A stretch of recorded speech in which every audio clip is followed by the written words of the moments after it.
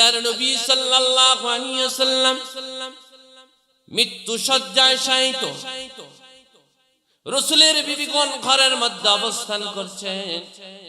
হযরতে ফাতেমাতুজ জোহরা রাদিয়াল্লাহু তাআলা আনহু ঘরের ভিতরে অবস্থান করেন। রাসূলের মাথা মুবারকে ব্যথা, বুকের মধ্যে ব্যথা, রাসূল নড়াচড়া করতে পারে না। মাথাটাকে কষ্ট করে ওঠায়, ফাতেমাকে লক্ষ্য করে বলে, মা, দরজার বাইরে কে যেন ঘরের ভিতর ঢোকার জন্য পারমিশন চায় রে মা। ও মা, ঘরের মধ্যে প্রবেশের জন্য কে যেন সালাম দেয়, পারমিশন চায়। আজরাইলকে দেখা যায় না, ফেরেশতাদেরকে দেখা যায় না। হযরত ফাতেমাতুজ জোহরা রাদিয়াল্লাহু তাআলা আনহা তিনি দরজার দিকে যাচ্ছেন।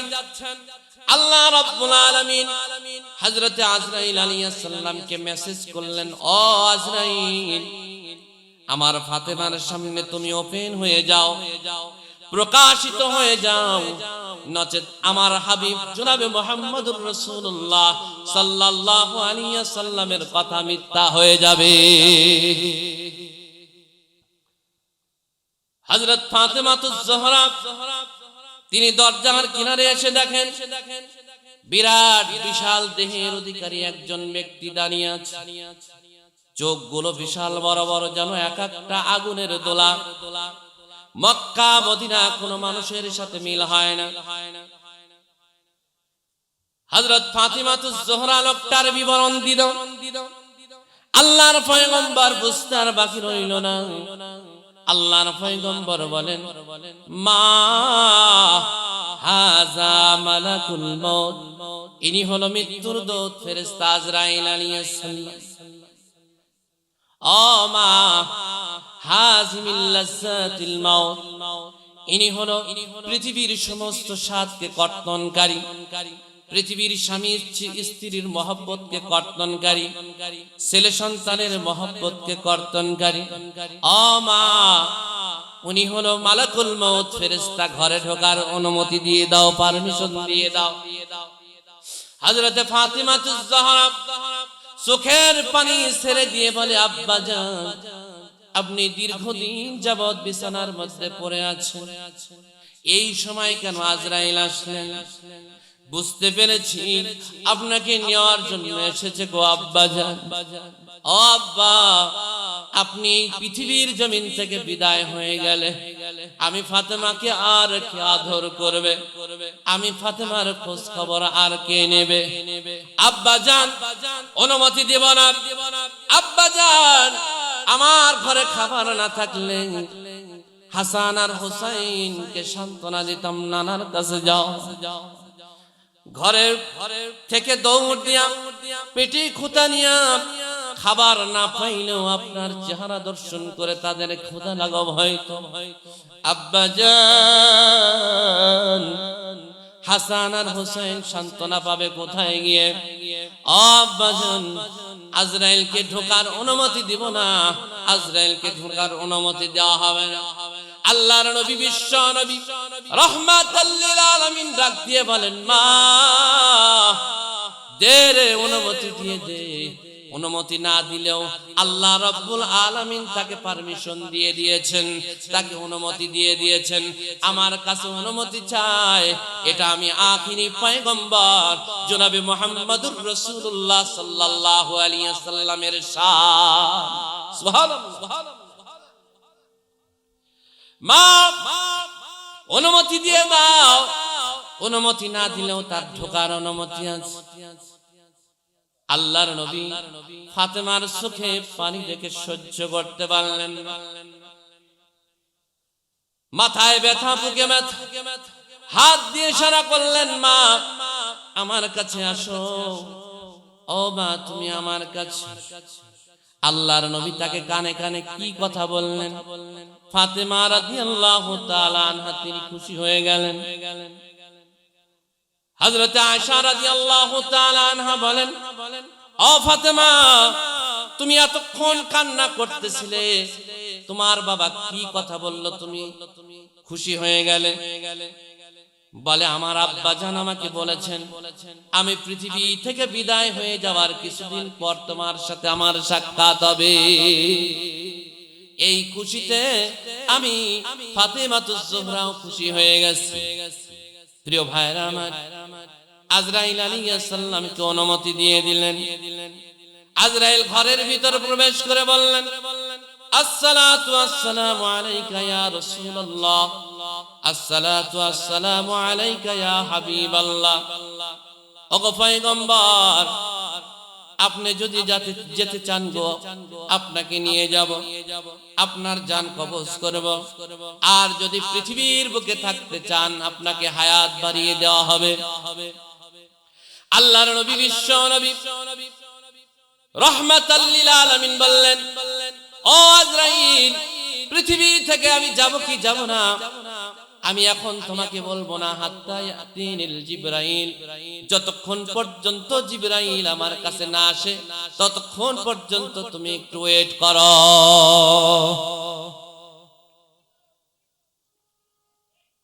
যতক্ষণ জিবরাইল আমার কাছে না আসে ততক্ষণ তুমি একটু ওয়েট করতে থাকো। হযরত জিবরাইল আলাইহিস সালাম চলে আসলেন। আল্লাহর নবী চোখের পানি ছেড়ে দিয়ে বলেন, বন্ধুরে, পৃথিবীর বুকে তুমি হযরত আদম আলাইহিস সালাম থেকে নিয়ে হযরত ঈসা আলাইহিস সালাম পর্যন্ত অগণিত অসংখ্য নবী এবং রাসূলদের কাছে তুমি ওহী নিয়ে গেছো। কারো কাছে 100 বার, কারো কাছে 200 বার, কারো কাছে 400 বার, কারো কাছে 1000 বার। অনেক সংখ্যক নবীদের কাছে তুমি গেছো ওহী নিয়ে। বন্ধুরে, সবার চাইতে আমি বন্ধুর কাছে তুমি বেশি আসছো। একবার নয়, দুইবার নয়, 24,000 বার তুমি আমার সাথে সাক্ষাৎ করেছো। ও বন্ধু, তোমার সাথে আমি একটু পরামর্শ করতে চাই। আজরাইল বলে, আমার নাকি যাওয়ার সময় হয়েছে, তুমি কি বলো? জিবরাইল আলাইহিস সালাম বলেন, ও পয়গম্বর, আল্লাহুম্মা বির রফিকিল আলা ইন্নাকা মাইয়িতুন ওয়া ইন্নাহুম মাইয়িতুন। ওগো পয়গম্বর, আপনি মরণশীল, আপনার দুশমনরাও মরণশীল, আপনার পূর্ববর্তী নবীরাও মরণশীল। পৃথিবীতে কেউ চিরজীবন থাকে নাই, থাকতেও পারবে না। আল্লাহর নবী, বিশ্ব নবী জনাবে মুহাম্মদুর রাসূলুল্লাহ সাল্লাল্লাহু আলাইহি ওয়াসাল্লাম বুঝতে আর বাকি রইল না। আল্লাহ রাব্বুল আলামিন বন্ধুর দিদারের জন্য, বন্ধুর সাক্ষাতের জন্য ওয়েট করতেছেন। আল্লাহর নবী, বিশ্ব নবী সাল্লাল্লাহু আলাইহি ওয়াসাল্লাম বুঝতে আর বাকি রইল না। এবার চোখের পানি ছেড়ে দিয়ে কান্না করে। জিবরাইল আলাইহিস সালাম বলেন, পয়গম্বর, আপনি কান্না করেন কেন? বলে জিবরাইল বলেন, কান্না করেন কেন? আপনি কি ফাতেমার জন্য কান্না করেন নাকি? ফাতেমাকে আল্লাহ রাব্বুল আলামিন আপনার মাধ্যমে অনেক আগেই সুসংবাদ দিয়েছেন। ফাতিমাতু সাইয়্যিদাতু নিসাই আহলিল জান্নাহ, ফাতেমা হবে জান্নাতি রমণীদের সর্দার। আল্লাহর নবী বলেন, না রে জিবরাইল, না, আমি ফাতেমার জন্য কান্না করি না। জিবরাইল বলেন, তাহলে কি কলিজার টুকরা নাতি হাসান আর হুসাইনের জন্য কান্না করেন? আল্লাহর নবী চোখের পানি ছেড়ে দিয়ে বলেন, না রে জিবরাইল, না, আমি আমার কলিজার টুকরা হাসান আর হুসাইনের জন্য কান্দি না। জিবরাইল বলেন, তাহলে কার জন্য কান্দেন? আল্লাহর নবী বলেন, ও জিবরাইল, আমি কান্দি আমার গুনাহগার উম্মতের জন্য কান্দি। জিবরাইল আলাইহিস সালাম বললেন, ওগো পয়গম্বর, আপনি চোখের পানি মুছে ফেলুন।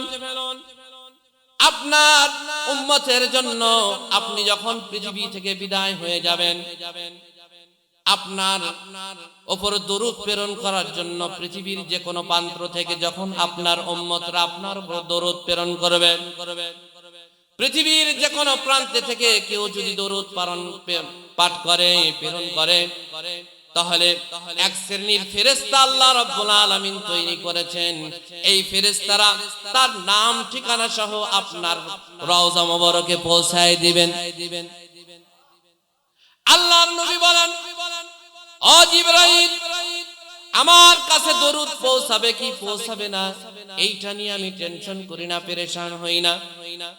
জিবরাইল রে, সন্তান যদি আমেরিকায় থাকে, সন্তান যদি ইংল্যান্ডে থাকে, সন্তান যদি রাশিয়ায় থাকে, আর বাবা মা যদি ফোন কলের মাধ্যমে জানতে পারে যে সন্তান বিদেশের জমিনে ভালো আছে, প্রবাস জীবনে ভালো আছে, তাহলে মা বাবার অন্তরটা খুশি হয়ে যায়। জিবরাইল রে, আল্লাহ রাব্বুল আলামিন আমাকে মেসেজ করেছেন, মা কানাল্লাহু লিয়ুআযিবাহুম ওয়া আনতা ফীহিম। ও পয়গম্বর, আপনি যতক্ষণ পর্যন্ত আপনার উম্মতের মধ্যে অবস্থান করবেন ততক্ষণ পর্যন্ত আপনার উম্মতকে ধ্বংস করা হবে না। ও জিবরাইল, আমি যখন পৃথিবী থেকে বিদায় হয়ে যাব তখন আমার উম্মতকে যদি কওমে লূতের মতো ধ্বংস করে দেওয়া হয়, কওমে সামুদের মতো যদি ধ্বংস করে দেওয়া হয়, তাহলে আমার এই 23 বছরের মিশন বেস্তে যাবে, আমার এই 23 বছরের মিশন বিফলে চলে যাবে। ও জিবরাইল, আমি আমার গুনাহগার উম্মতের জন্য কাঁদি রে, আমার গুনাহগার উম্মতের কি হবে? হযরত জিবরাইল আলাইহিস সালামের কাছে আল্লাহ মেসেজ করলেন, জিবরাইল রে, তুমি আমার বন্ধুকে বলো চোখের পানি মুছে ফেলতে। আজ থেকে আমি আমার বন্ধুর সমস্ত উম্মতের জিম্মাদারি হয়ে গেলাম। লিল্লাহ তাকবীর। আমার নেতা তোমার নেতা, নারায়ে তাকবীর, লিল্লাহ তাকবীর। প্রিয় ভাইরা আমার, আল্লাহর নবী, বিশ্ব নবী জনাবে মুহাম্মদুর রাসূলুল্লাহ সাল্লাল্লাহু আলাইহি ওয়াসাল্লাম অন্তিম মুহূর্তে ফাতেমার কথা বললেন না, হাসান আর হুসাইনের কথা বললেন না। জীবনের শেষ মুহূর্ত পর্যন্ত উম্মতের জন্য নিজের চোখের অশ্রু বিসর্জন দিয়েছে। ও মুসলমান, বিশ্ব নবী সাল্লাল্লাহু আলাইহি ওয়াসাল্লাম যখন উম্মতের জিম্মাদারি আল্লাহ রাব্বুল আলামিন নিয়ে নিয়েছে, এবার আজরাইলকে বলে, আজরাইল তুমি তোমার কার্যক্রম শুরু করে দাও। আজরাইল আলাইহিস সালাম ফি কবজির রূহ, আল্লাহর নবীর রূহ বাইর করার জন্য, রূহ কবজ করার জন্য যখন বুকের উপর হাতটা রাখলেন, আল্লাহর নবী বলেন, আজরাইল রে, তুমি বুকের উপর হাতটা রেখেছো, মনে হচ্ছে উহুদ পাহাড়টা আমার বুকের উপর চাপিয়ে দিয়েছো। আজরাইল আলাইহিস সালাম বলেন, ওগো পয়গম্বর, আজ পর্যন্ত পৃথিবীর জমিনে এত সহজ ভাবে কারো জান কবজ করি নাই, ভবিষ্যতে কোনোদিন করব না। আল্লাহর নবী বলেন, ও আজরাইল, আমার উম্মত এত কষ্ট সহ্য করতে পারবে না, আল্লাহ পাকের কাছ থেকে অর্ডার নিয়ে আসো, পারমিশন জারি করে দাও, আমার উম্মত এত কষ্ট সহ্য করতে পারবে না। আল্লাহ রাব্বুল আলামিন হযরত জিবরাইল আজরাইল আলাইহিস সালামকে মেসেজ করলেন, বললেন, ও আজরাইল, আমার হাবিবকে বলে দাও, আমার হাবিবের উম্মতরা যদি আমার হাবিবের আদর্শকে ফলো করে, 5 ওয়াক্ত নামাজ পড়ে, আমার আদেশ আর নিষেধগুলো ঠিকঠাক মতো মেনে চলে, তাদের মৃত্যুটাকে এত আসান করে দিব, এত সহজ করে দিব। দুধ পান করতে করতে যেমন মায়ের কোলের মধ্যে শিশু ঘুমায় যায়, ঠিক তেমনি ভাবে একজন মুমিন বান্দার যখন মৃত্যুর সময় হবে, তখন সে আস্তে করে তার প্রাণবায়ুটা বের হয়ে যাবে, সে টেরও পাবে না তার জান কবজ করা হয়েছে। প্রিয় ভাইরা আমার, আল্লাহর নবী সাল্লাল্লাহু আলাইহি ওয়াসাল্লাম বলেন, ইজাহতুজিরাল মুমিনু আতাত মালাইকাতুর রাহমাতি বিহারিরাতিন বাইযা ফায়াকুলুনা উখরুজি রাদিয়াতাম মারদিয়া আনকে ইলা রাউহিল্লাহি ওয়া রাইহানিন। আল্লাহর নবী বিশ্ব নবী বলেন, যখন একজন মুমিন বান্দার জান কবজ করার সময় হয়, এই সময় আসমান থেকে একদল রহমতের ফেরেশতারা জান্নাতের সুগন্ধি রুমাল নিয়ে হাজির হয় আর বলে, সালামুন কাওলাম মির রাব্বির রহিম। আল্লাহ রাব্বুল আলামিন তোমাকে সালাম দিয়েছেন।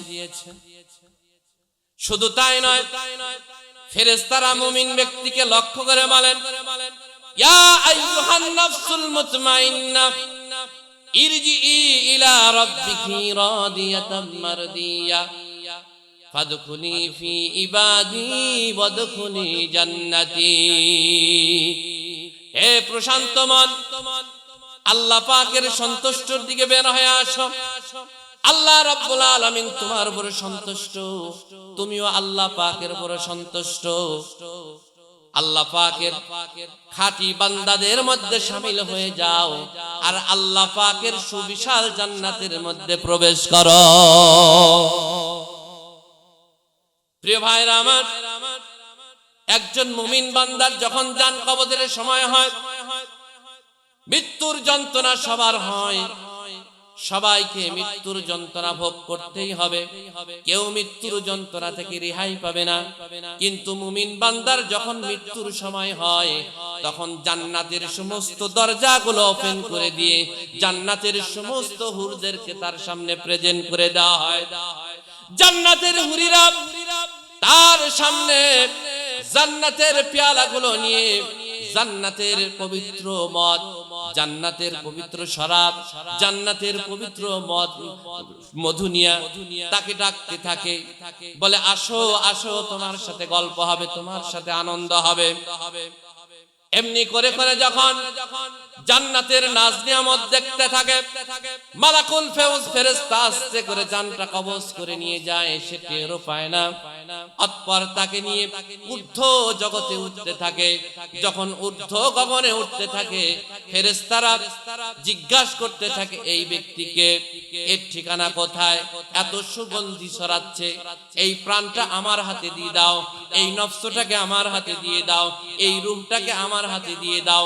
ছোট্ট বাচ্চা যেমন সুন্দর সুশ্রী ফুটফুটে সন্তান দেখলে সবাই কোলের মধ্যে নিতে চায়, সবাই চুমা দিতে চায়, ঠিক তেমনি ভাবে একজন মুমিনের জান যখন নিয়ে ঊর্ধ্ব জগতে উঠতে থাকবে, তখন ফেরেশতারা টানাটানি শুরু করে দিবে, আমার কাছে দাও, আমার কাছে দাও, আমার কাছে দাও।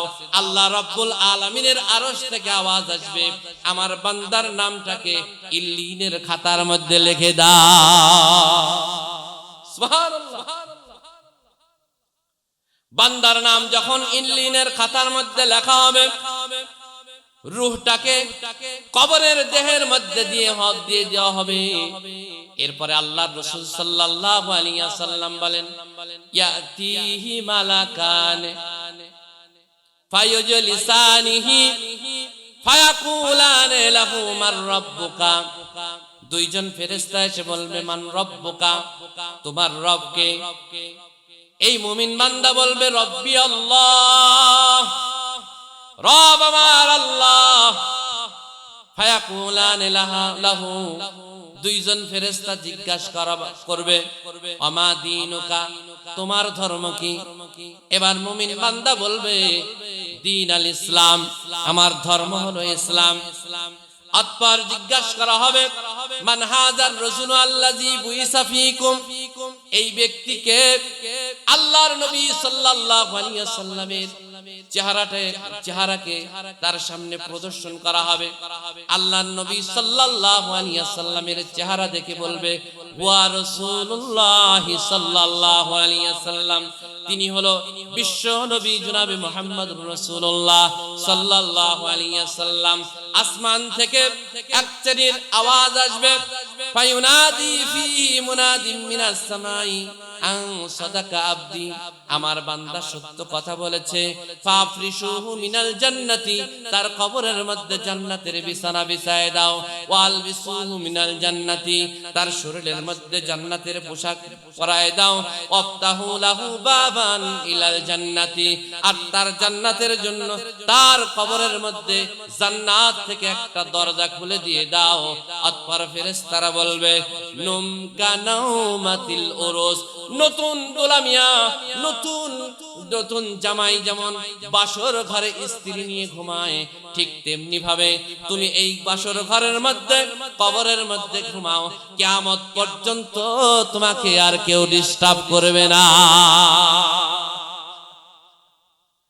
প্রিয় ভাইরা আমার, আল্লাহর নবী জনাবে মুহাম্মদুর রাসূলুল্লাহ সাল্লাল্লাহু আলাইহি ওয়াসাল্লামের প্রাণবায়ুটা বের করার জন্য আজরাইল আসছে, অনুমতি হয়ে গেছে, প্রাণবায়ু বের হয়ে গেল। সাহাবায়ে কিরামের মধ্যে শোকের মাতম শুরু হয়ে গেল। সাহাবায়ে কিরাম রাদিয়াল্লাহু তাআলা আনহুম পাগলের মতো ছুটাছুটি করে, কিসের নামাজ, কিসের রোজা। সাহাবায়ে কিরাম একজন আর একজনকে ডাক দিয়ে বলে, রাসূল নাই রে, রাসূল নাই, বিশ্ব নবী আর পৃথিবীর জমিনে নাই। মদিনার আনসার রমণীরা খাওয়া দাওয়া বন্ধ করে দিয়েছে, মুহাজির রমণীরা খাওয়া দাওয়া বন্ধ করে দিয়ে, শিশু বাচ্চা মায়ের কোলের স্তন টানা বন্ধ করে দিয়েছে, দুধ পান করা বন্ধ করে দিয়েছে, পশু পাখিগুলো ওড়াউড়ি বন্ধ করে দিয়েছে, ফেরেশতারা স্তব্ধ হয়ে গেছে, জাগায় বের করেছে। ও মুসলমান, আল্লাহর পয়গম্বর সাল্লাল্লাহু আলাইহি ওয়াসাল্লাম ইন্তেকাল হয়ে গেছে।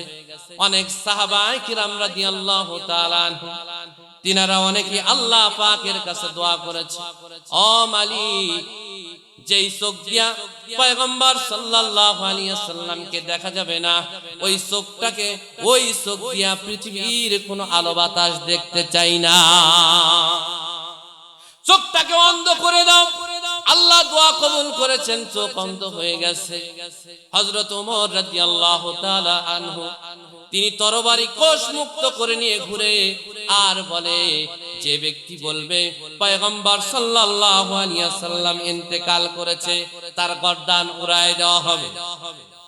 এমনি করে করে যখন সাহাবায়ে কিরামের মধ্যে দিশেহারা হয়ে গেল, পাগল পারা হয়ে গেল, সমস্ত সাহাবায়ে কিরাম পাগলের মতো ছোটাছুটি করে। হযরতে আবু বকর সিদ্দিক রাদিয়াল্লাহু তাআলা আনহু দেখলেন, এভাবে চললে তো হবে না, এভাবে চললে তো দিন কায়েম হবে না। হযরতে আবু বকর বললেন, মান কানা ইয়াবুদুল্লাহ, যেই ব্যক্তি আল্লাহ পাকের ইবাদত করতে, বন্দেগী করতে, শোনো শোনো, ফাইনাল্লাহ হাইয়ুন লা ইয়ামুত, আল্লাহ পাক চিরঞ্জীব, তিনি মরে নাই। আমান কানা মিনকুম ইয়াবুদু মুহাম্মাদান ফাইন্না মুহাম্মাদান কদ মাত, যে ব্যক্তি মুহাম্মাদের অনুসরণ করতে, মুহাম্মাদের পূজা করতে, মুহাম্মাদের ইবাদত করতে, শুনে নাও, শুনে নাও, মুহাম্মদ সাল্লাল্লাহু আলাইহি ওয়াসাল্লাম তিনি ইন্তেকাল করেছেন। হযরত আবু বকর বললেন, আমা মুহাম্মাদুন ইল্লা রাসূল কদ খালাত মিন ক্বাবলিহির রাসূল, মুহাম্মদ সাল্লাল্লাহু আলাইহি ওয়াসাল্লাম আল্লাহর রাসূল, মুহাম্মাদের পূর্বে অনেক রাসূল বিগত হয়ে গেছে।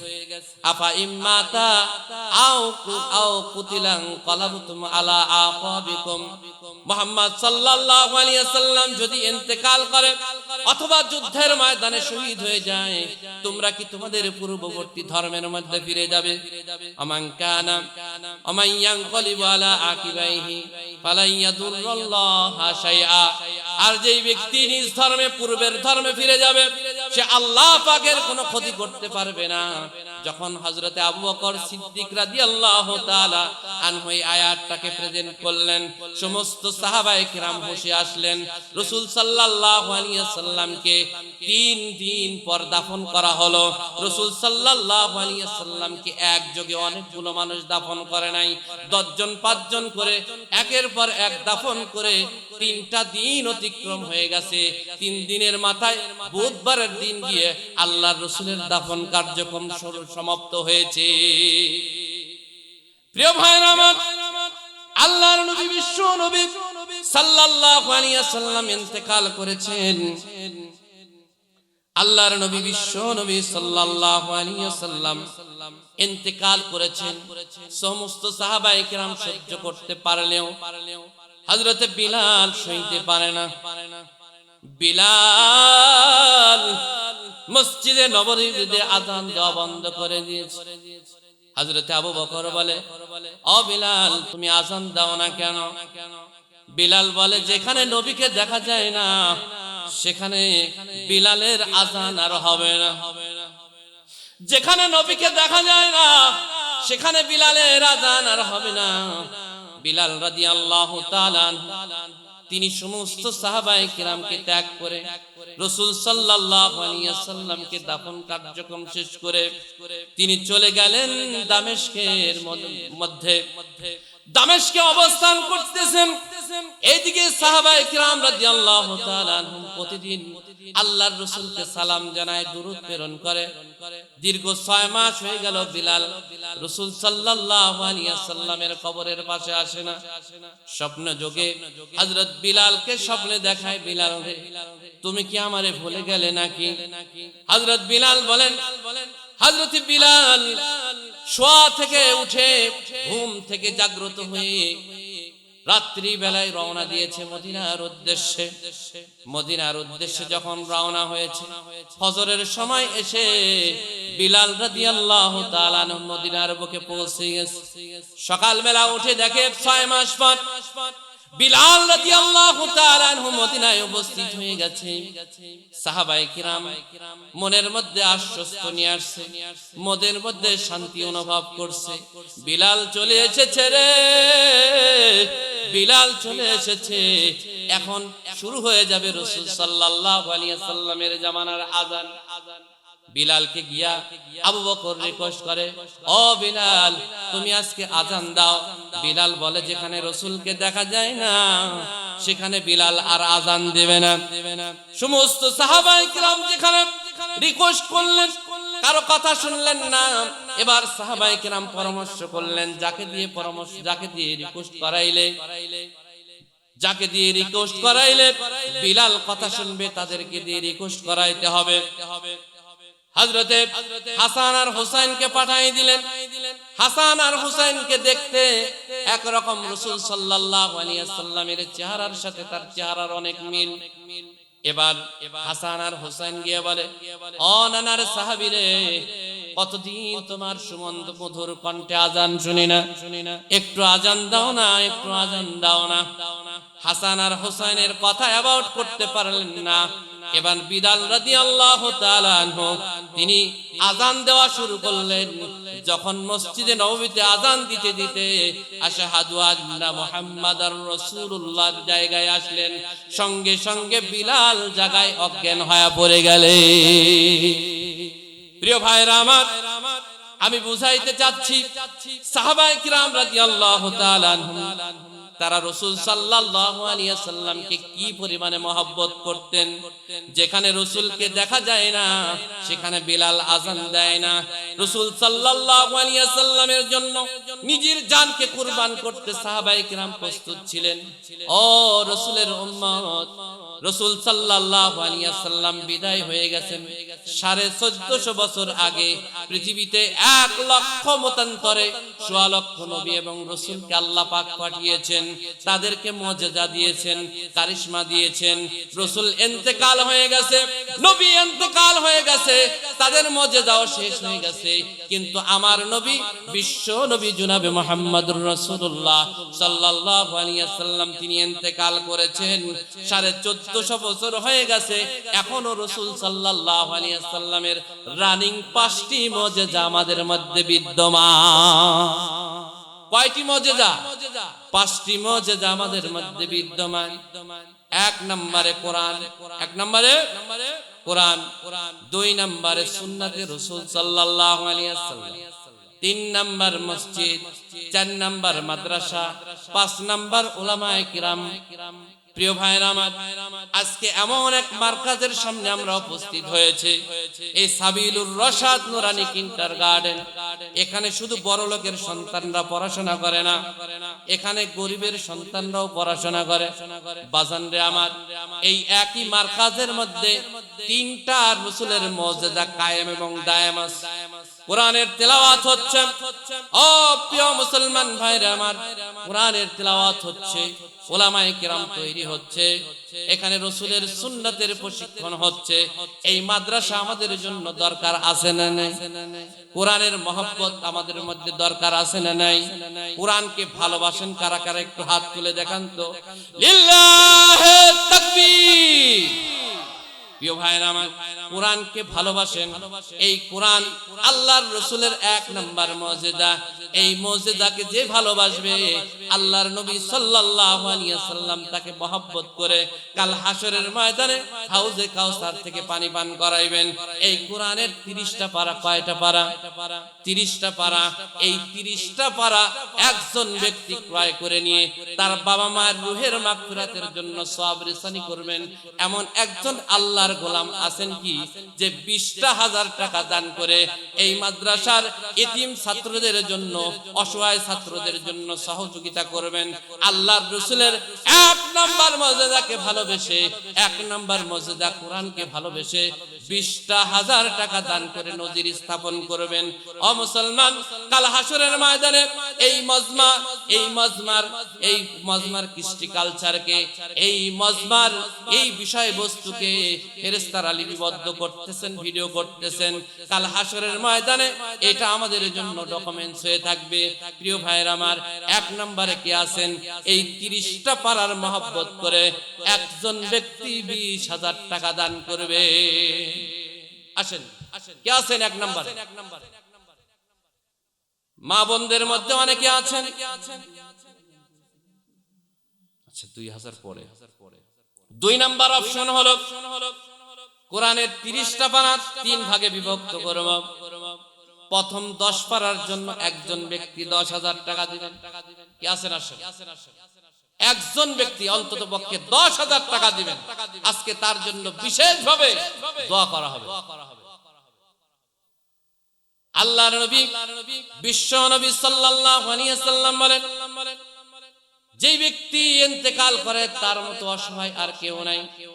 অন্ধকার কবর থেকে বাপ মা হাতছানি দিয়ে ডাকে, তু তাওয়াঙ্গার গাশতাই আজমালে মা ই জামা গাফিল শুদি আজহালে মা। বাজান রে, অন্ধকার কবরের মধ্যে বড় আযাবে গ্রেফতার।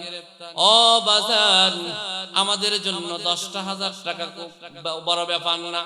তোমার সন্তান বায়না ধরলে 20,000 টাকা সাইকেল কিনে দাও, মেয়ে বায়না ধরলে 50,000 টাকা খরচ করে কানের তা বানাই দাও, দুল বানাই দাও, নাকের তা বানাই দাও। বাজান রে, তোমার জন্য আমাদের জীবনের সমস্ত সঞ্চয় রেখে এসেছি। ও বাজান, আজকে সাবিলুর রশাদ এই মাদ্রাসা এতিমখানার জন্য 10,000 টাকা দান করে আমাদের রূহের মাগফিরাত কামনা করো। আমরা বড় কষ্টে আছি, আছেন কেউ?